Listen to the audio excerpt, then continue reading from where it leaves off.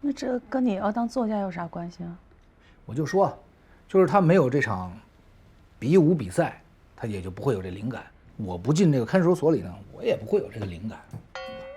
我这个小说厉害，我这个小说比他们那个更庞大，我这都出国了。大反派是东瀛人，他叫苟长子，姓苟的苟，黑白无常的常，儿子的子，无恶不作，十恶不赦，那就是个大坏蛋。行了行了，你爱写就写吧，不许出家门啊！你看，像我这种，就是因为出去跟苟长子干架，我才有这个灵感的嘛。我要不干仗，那也没有这灵感啊。不是，那你得出去干多少仗才能写完这本书啊？你干脆啊，去劳改队写，那儿的素材更丰富。哎爸，我行了，你吃饭吧。赶紧吃饭。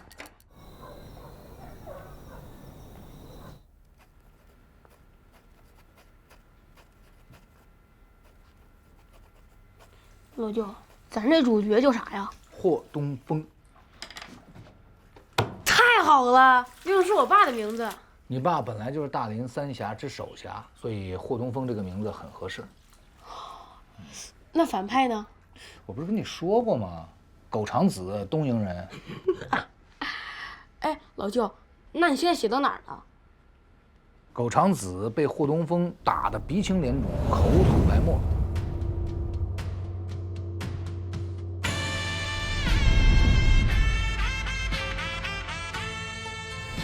于是需要大还丹续命，他就派他的手下去寻找大还丹。由于他手下过于聪明，把一坨干狗粑粑当成了大还丹，给他带了回来。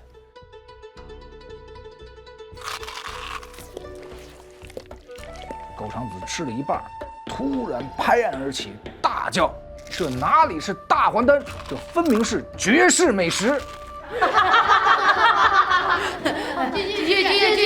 什么事儿啊？笑这么开心？霍小阳在讲他老舅写的新小说。哎呀，是吗？什么内容啊？你们笑这么开心？讲到大反派把臭狗屎当成大还丹吃了下去。行了，别讲了啊，准备上课吧。你那舞蹈练得怎么样了？非常好，非常好。行了，快点吧。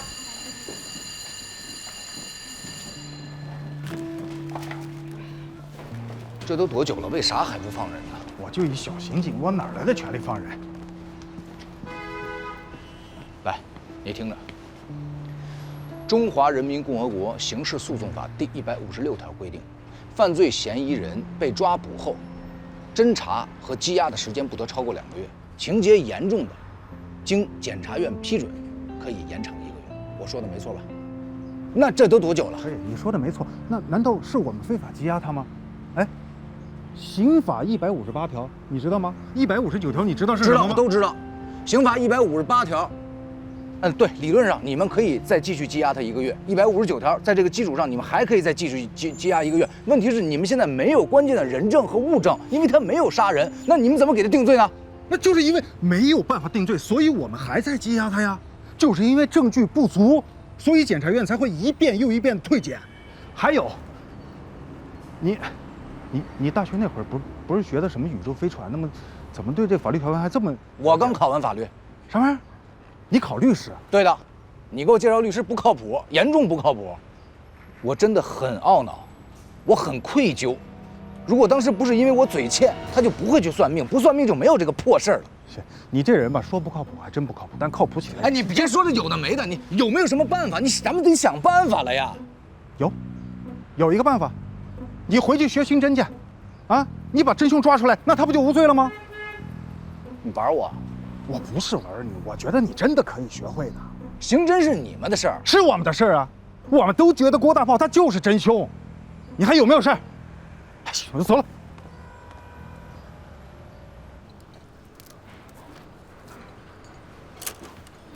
哎，忙着呢。哎，哥，哎，上回我带的那个小女孩在这吃肉的那个，我说我都结账，她那小孩来过吗？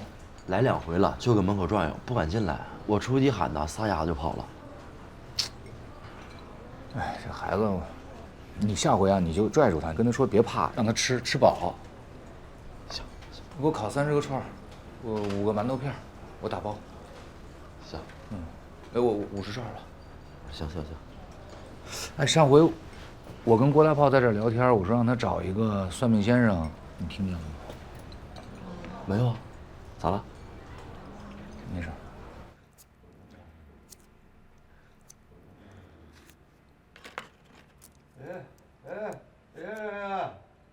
爷爷说啥呢？他说他不让我吃这些烤串，因为上回你带我吃烤串回来以后，我拉几天肚子。哎，吃太快了，你慢点吃啊。叔，我律师证快下来了，到时候我可以替大雷亲自辩护。薛大爷，你知道户小阳要表演独舞吗？知道啊，他要表演什么？新的约会，我教他的，他现在自己练呢。啥意思啊？没有，挺好。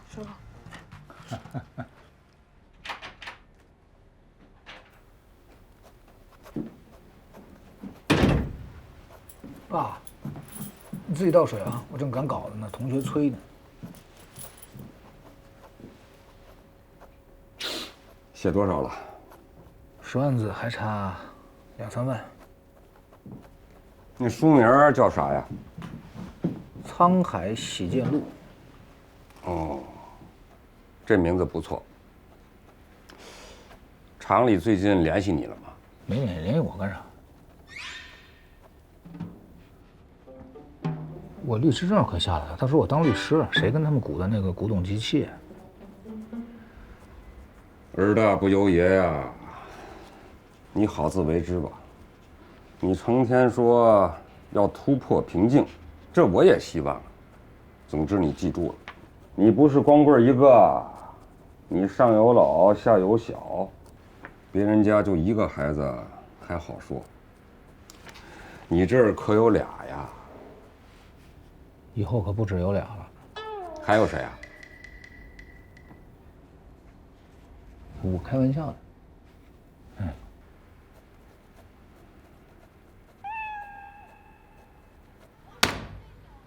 书接上回，这天，霍东风走过了一个小树林，他发现一个女侠倒在了小树林里。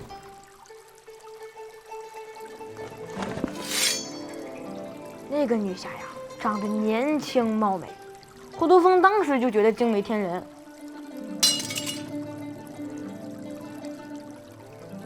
于是，霍东风掏出了自己的独门解药。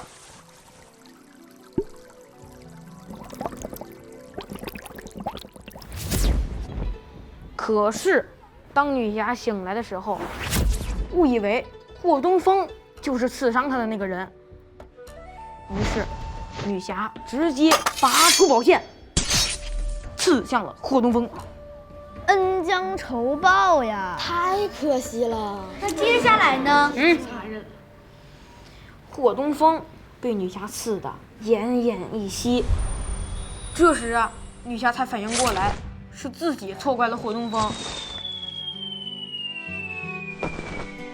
于是，女侠找来了一匹快马，两个人就这样骑着快马赶往了女侠的家。然后几个月的时间，在女侠的呵护下，霍东风的伤终于好转了，功力也恢复了9成。这太惨了。那这个女侠和霍东风结婚了吗？这个得明天再讲，咱明天再讲这个故事，好不好？哎呀，别讲还有，这个故事的女侠叫什么呀？总得有个名字吧？是啊，快说。快说吧。崔小红。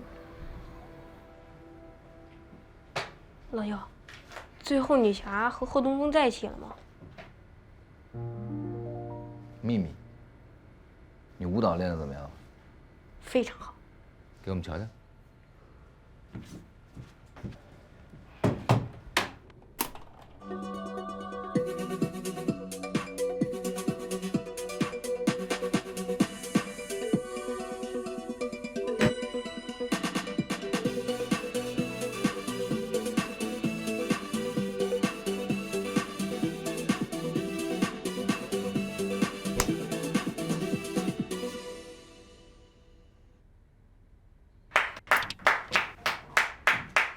非常好，我这个水平是指不出你有什么问题了。默默老师，您觉得呢？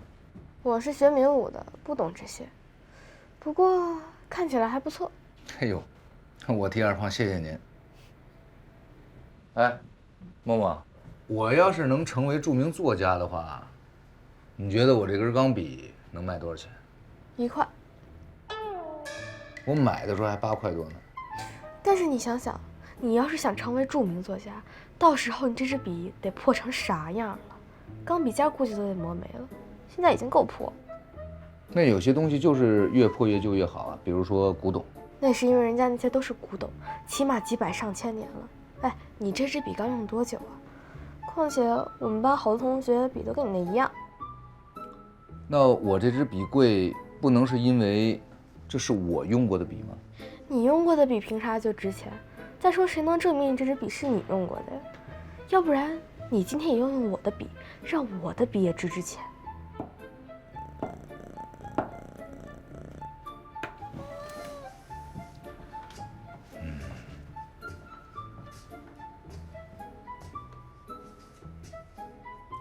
你是我的亲生女儿，为什么这么喜欢和我抬杠？因为遇到不靠谱的人就是要辩论，不然会使他变得更加不靠谱。我怎么不靠谱了？你干任何事都不靠谱。比如你说要给我买的夏利车在哪儿呢？就知道会是这样。好，今天我让你见证买夏利车的过程。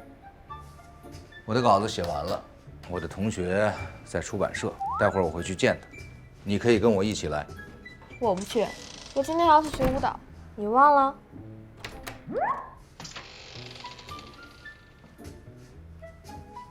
那你就少了一次见证历史的机会。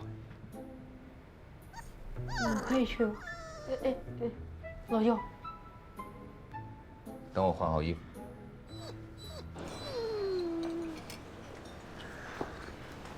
待会儿等人来了以后，你慢点吃啊，感觉好像我不给你饭吃一样。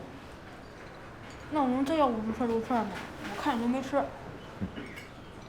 行啊，等你长大了，我把这个串店给你盘下来，让你当老板，想吃啥吃啥，好不好？那可太好了，这是我的梦想。这边。哎呀，来的稍微有点晚了。来，坐。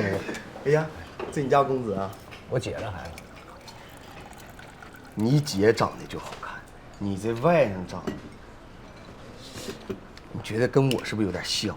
眉宇之间那轮廓上看聊稿子，行，聊稿子。看了，太有才了，行文非常的流畅，情节非常的曲折。但我确实是没跟我们社长说呢，因为啥呢？有几个问题我想跟咱们再探讨一下，然后我稍微改吧，我再给社长发过去。明白这个书的主角叫霍东风是吧？咱本地那个流氓头子是不是也叫？咋了呗？好，你先听人把话说完。咱上高中前不是有什么大林三峡，我总能听到这名。所以我觉得这个名吧，这名就别动了，因为这个重名的多了。再一个就是这个咱这是全国发行的，对吧？其实无所谓。而且霍东风本身这名字就挺像大侠的名字，对吧？哎，行，这名都小事儿，咱不改。咱聊内容啊。内容方面吧，我觉得，你能不能让你外甥就出去玩个游戏机啥，玩半个小时再回来？为啥呀？有点少儿不宜。你这样他也能听见啊。你把串拿出去再热热。快。多吃点啊！哎呀，胖孩儿。咱开始聊啊。好，咱这个书所有的内容啊，这个人物啊、门派呀、侠义精神呐，这些全都没有问题。问题就出现在这个主角太正经了。你现代的读者都愿意看点带色儿的，你明白吗？你这书里一个光腚的女的都没有，一点那种情节都没有。你说这书谁能愿意看？那你是想让我写黄色小说？不是那个意思啊，我的意思是你每隔10几页，哎，你来上那么一段，我相信以你的文笔，这种情节你肯定能描写的生动刺激。我告诉你，就照我这么写，这书至少卖2万本，但要照你现在写法，100本都卖不上。我明白理解，我可以写，但是你觉得我在哪儿写比较合适呢？加进去很好整。这个主角这个霍东风，跟女侠崔小红是不是得有段床戏，对吧？然后那个反派的大女魔头，他俩再来一段，那多刺激！你要是说能把追捕他的女神谱，他俩再写那么一段，那这书太刺激，全带色儿，太愿意看了。哎，你觉得让霍东风跟他的兄弟们来点床戏怎么样？妈，那太好了！这书能卖1200万本。我跟你交流艺术，真的文学创作，我后悔这么多年。这个事真太有精神。你帮我把这条给老板。那行，我先去尿泡尿。那你要你来了，今天跟你聊完之后，真太好了，激情范儿。哎，那个，哎，老板，来，条给你，大作家的纸条，收好，以后成名的时候你就。太好了，这62，啥玩意儿？62，穿62。这串儿我一串没吃，跟我有啥关系？不是，这不是你吗？这个。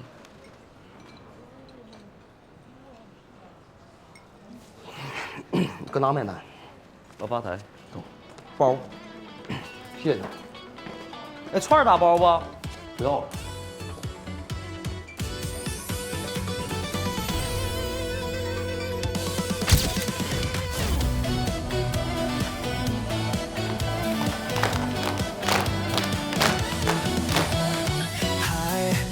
就是你，幸运的女孩，一天一个微笑给我，交出爱，让我们调个色彩，打扮青春缤纷的年代。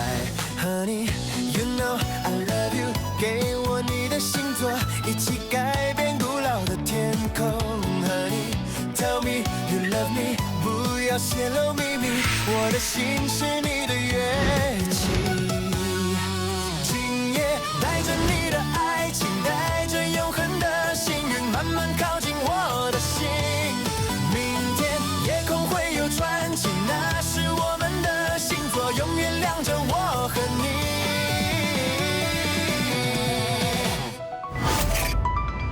哎呀，这小模样，这长得像谁呢？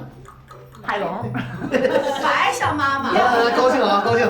那个，我提一杯啊，哥。感谢大家参加我儿子的满月酒，我那个干了，大家随意。以茶代酒啊！啊，谢谢。回去。小孩真好玩，长得来，叫人干爹来。人家才满月，哪吒呀，他叫出来，你敢答应吗？我替他叫，干爹，干妈。这是锅包肉吗？弄得跟疙瘩汤似的，这啥意思？怎么会这么做菜呢？这不是张大厨被巨福楼给挖走了吗？人家那儿工资开的比咱这儿高1倍。原来崔经理在的时候，他不好意思走，所以我都没好意思请崔经理，怕他来了生气。小声点吧。哇，太咸了。你喝点水，喝点水。小孩啊，就这么大最好玩。这排骨真是我吃。哎呀，你就别吃了，你还。等他长得跟梦梦一边大的时候，开始气你了，你等着吧。他专门气你，谁让你那么不靠谱？这谁说的？这我崔哥老靠谱了，干啥老像样的。这回你再考上律师，那就老厉害了啊！哎，他像样，他能被停止？我听说你们要买登丰宁了，他肯定首当其冲，指定第一个。我从小到大什么都是第一，你等我律考，等我律考成绩。闭嘴吧！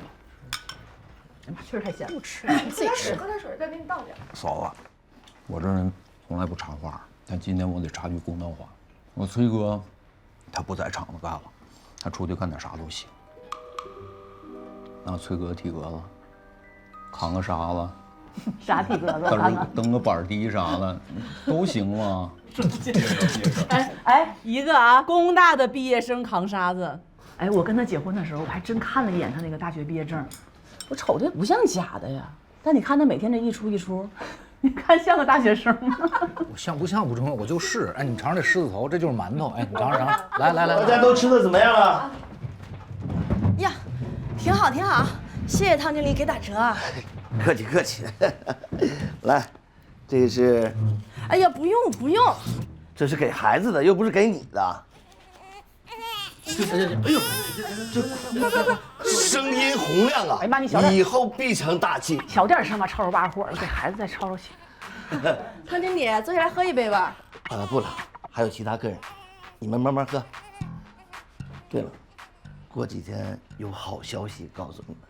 啥好消息啊？你快说呀！过几天再说，你们先喝着。行，汤经理慢走啊。你说这挺大个人，下手没轻没重的，还得吵吵把火，拖着点脖子。他不就是一经理吗？你没必要这么哈着他。你这打击面可太广了。以前崔经理在的时候，我没尊敬他吗？不是，那他跟崔大爷能一样吗？那咱尊敬人应该的。你看他那个样，看就不是什么好人，是吧？你凭啥说人家不是好人啊？就你是好人。你看这话，我不是好人，你能嫁给我吗？吵了把火呢。我还不是好人，你能嫁给我？我不是好人，我不是好人啊！来，哎，吃饭吧，吃点这卤货吧，也就这能吃点。啊，这孩子真可爱，长得小猪羔子。什么话？跟你太像了。真羡慕你啊，啥都不用想。你说我这个，帮我姐养我外甥。现在又多了个郭大炮的女儿，还有他爹。我也想像你一样，每天做做数学题，无忧无虑，最快乐。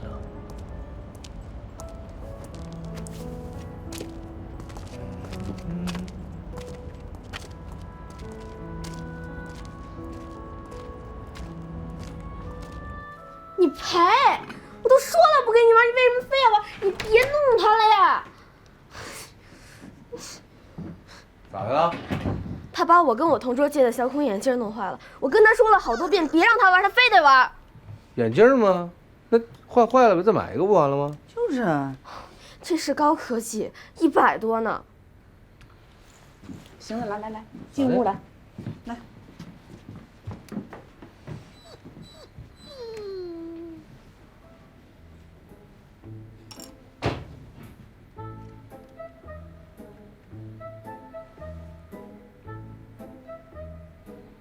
这啥高科技啊？这100多，为啥呀？说是高科技，能治疗近视。我真不是故意的。哎，行，别哭，再买一个。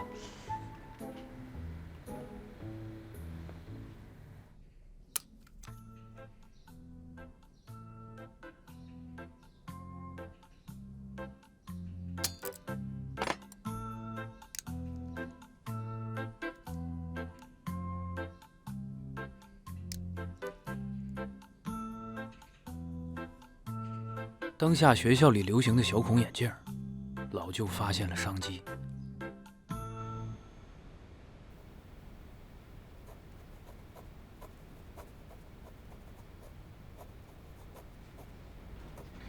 老舅和我舅妈去我姥爷家了，你猜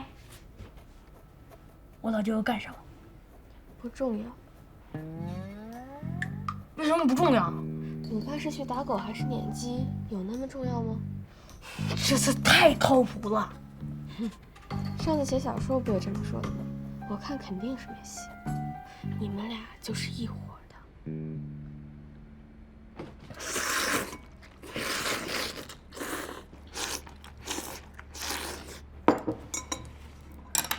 还是爸做的好吃，那鼎庆楼的菜没法吃。是，你这半宿半夜的跑我这儿来，就是要投诉鼎庆楼的饭菜不好吃，我也管不着了。不是，这不是正事。爸，您看这个，这不是二胖整换的眼镜吗？啊，这怎么又弄成这样了？你们爷俩真是一个比一个能作。我让爸看的。啥呀？怎么连镜片呢？那个让二胖给弄碎了。您就看那边那个，您戴上试试，就有一种管中窥豹的感觉是吧？但这个呢，哎，它就是现在号称高科技小孔眼镜，外边卖100多。这有什么科技含量啊？您说的太对了，我也研究了一天，这什么高科技呀？这伪的呀！它得有什么技术含量呢？镜框就是普通镜框，这材质的眼镜片更是到处都有。所以呢，我有一个大胆的想法。你又有了？你才停止多长时间？你卖过唱，摆过席摊，写过书，咋的？卖眼镜啊要？是这样啊，这东西的成本也就5块钱，可是他们在市面上卖100多，这是何等的暴利！这不是奸商吗？这不是欺负人吗？100多块钱对于普通的家庭来说，那不是谁都能承受的。我要做的事儿就是把它的价格降下来，让每一个近视的小朋友都能够戴上便宜的小孔眼镜。啊，你拯救了全市的小朋友。我要拯救全国的小朋友，我就定价在19.9块，20块钱都不到，这普通家庭绝对能承担得起，成本也就13、14块钱，我赚个毛6块钱，没什么大问题吧？您像霍东风在于市里边靠这个商品流通环节加价，他是挣着钱了，但是他不创造价值。我要做的事情不一样，我既为社会创造了价值，也为社会做了贡献，同时我还赚着了钱，这可不是2全其美，3全其美。需要多少钱啊？启动资金10万。你们有多少钱啊？不到5万。行，剩下的我出。爸敞亮。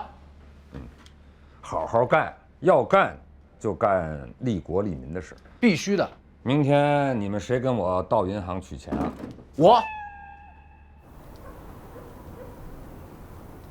我觉得我这次能赚一大笔。你天生就不是做生意的料。我现在就关心你的律师证啥时候能下来。你虽然做生意不行，但你这嘴儿好使。等我拿律师证，我就给郭大炮打官司。他这官司不好打，我一战成名，以后好多人会来找我。这事儿我已经跟郭大炮他爸还有他姑娘都说了。你已经说了？你律师证还没考下来就说了？你能不能别总干这种屎还没拉下来就先把狗喊来的事儿？这比喻吧，倒是比较准确，但是太粗俗了。这算粗俗吗？你知道我每天下班前，我得花多长时间给自己做多少心理建设，我回家看到你，我才能不骂你吗？等着吧，你会为我骄傲的。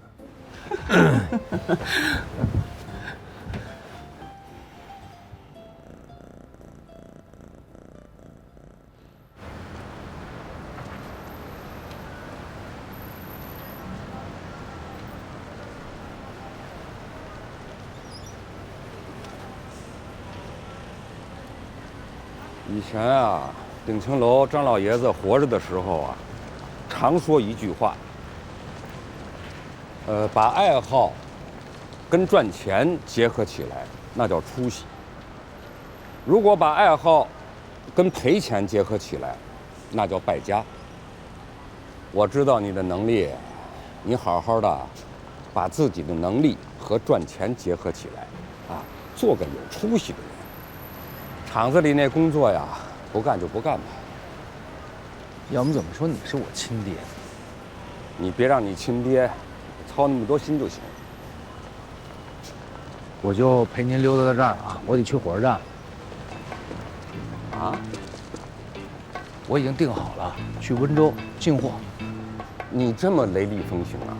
天下武功，唯快不破。瞧好吧您。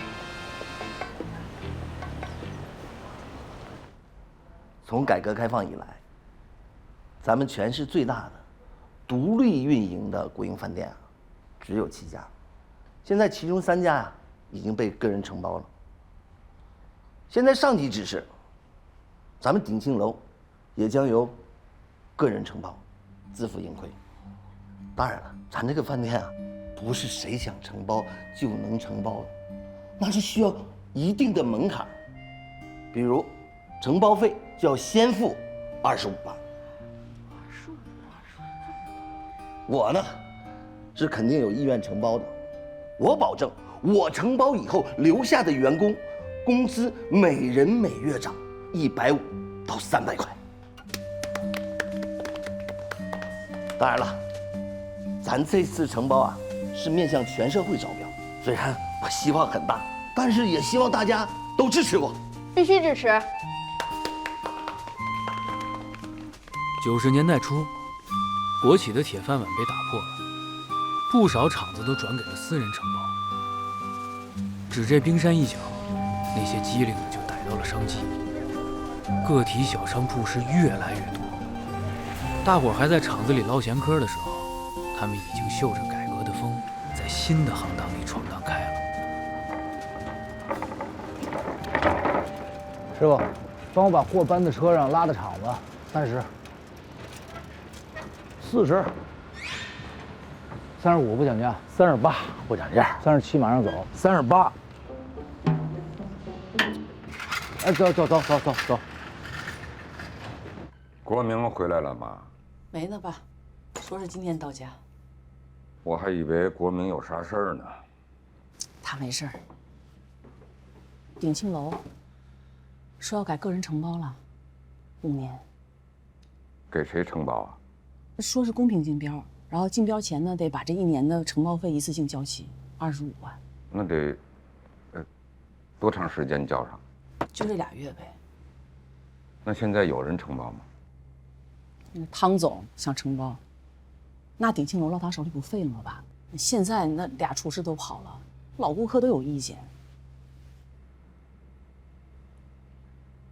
爸，咱们承包啊，您继续当经理。 咱家钱不够啊。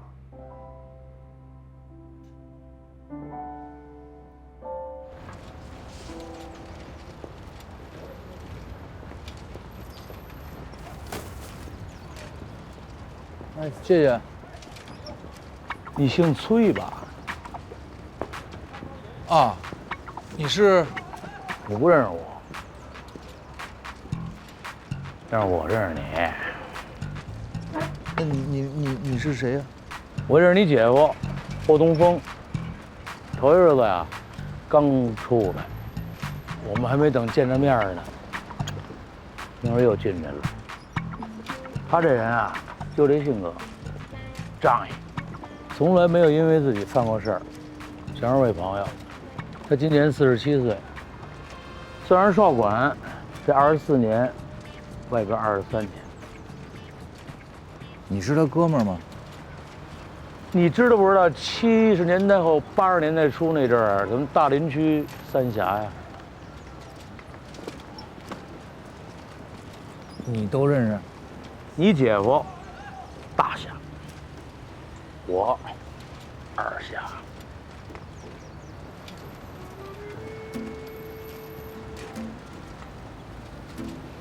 哎，下边坐着。 挡上我视线的，哎，马上。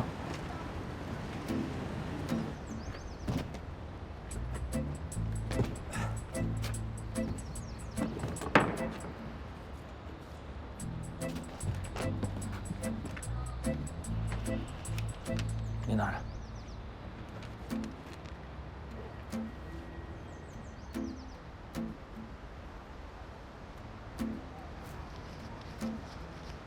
小崔，哎。 找钱？哎，不找，说好的38，您拿着吧。我干活的，不是要饭的。川子哥，后会有期，后会有期。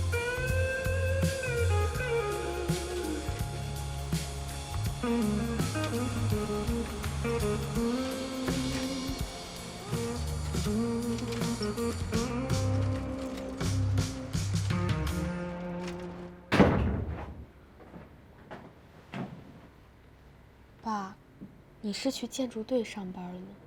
身上咋这么脏？那你爸不是工人阶级吗？咋的？嫌弃我呀？你知不知道是工人创造了你们的幸福美好生活呀？这电视，你看笔、橡皮、铅笔盒、收音机，还有这厨房里边的刀子、勺子、小饭茶、手电、蜡烛、盘子、碗，全部都是工人创造出来的。哪个是你创造的？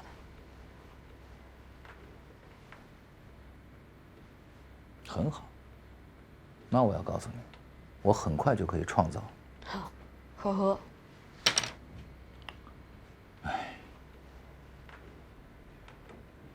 干啥？老舅，我知道你想干啥。说说。小孔眼镜。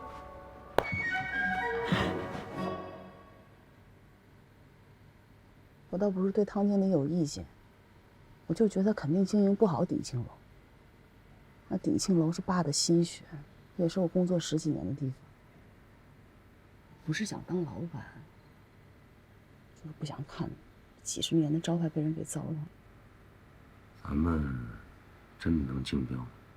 当然可以了，但是得有25万，就剩2个来月，咋整？差不多。啥玩意儿差不多？等我小孔眼镜赚了钱，就差不多了。睡吧，明天7点钟我起来开工。对于老舅这样工大毕业的高材生来说，做小孔眼镜就是小菜一碟儿。几天时间，他就做出了比市面上更上一个档次的产品。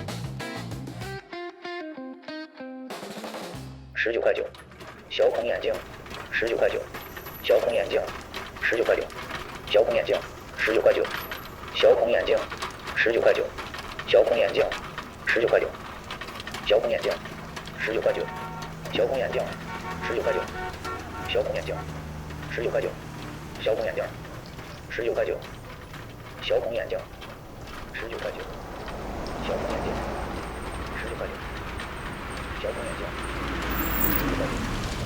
小孔眼镜，崔哥，小孔眼镜，19块9。哟，杨小姐，你怎么来了？19块9。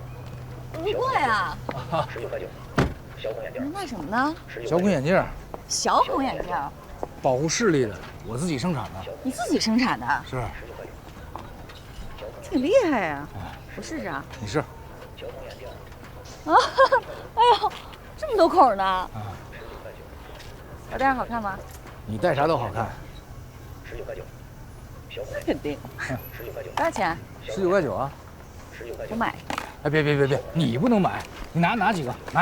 我拿什么拿呀？19块9。哎呀，你做生意，你创业，我真是，哎，我用不了那么多。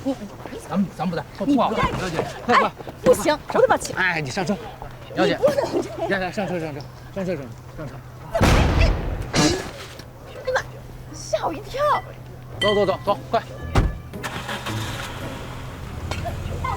哎，拜拜。崩的时候为啥不喊一声？我故意的。为啥？你这是卖东西跟我们打招呼了吗？我叫吕军，天天在这儿。你是大林三峡的吕军吗？正是。幸会。告辞。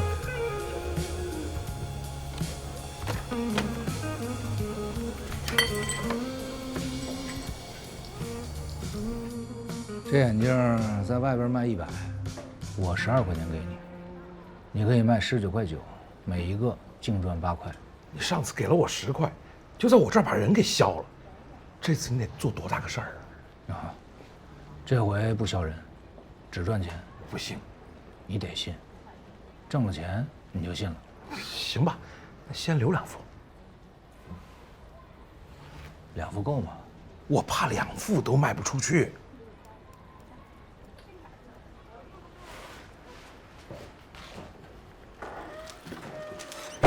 不是，你关门干啥？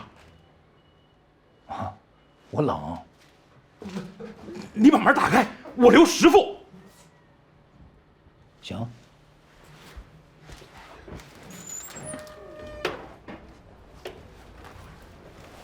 刚才说好了啊，再加5副，15副啊。行。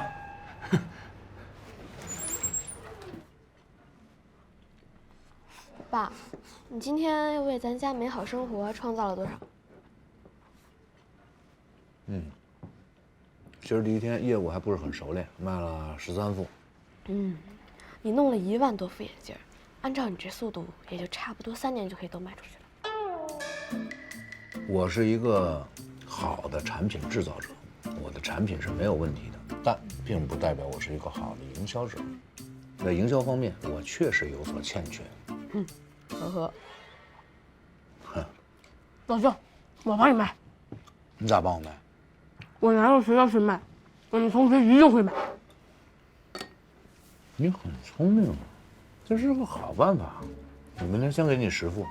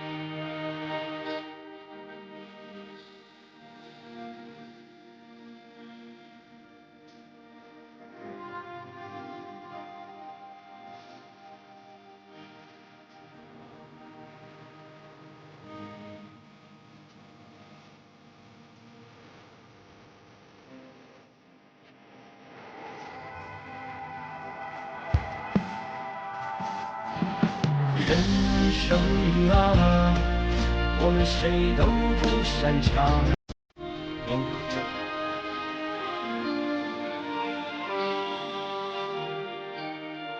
摸破了手掌，握住了梦想，跌跌撞撞也活得滚烫。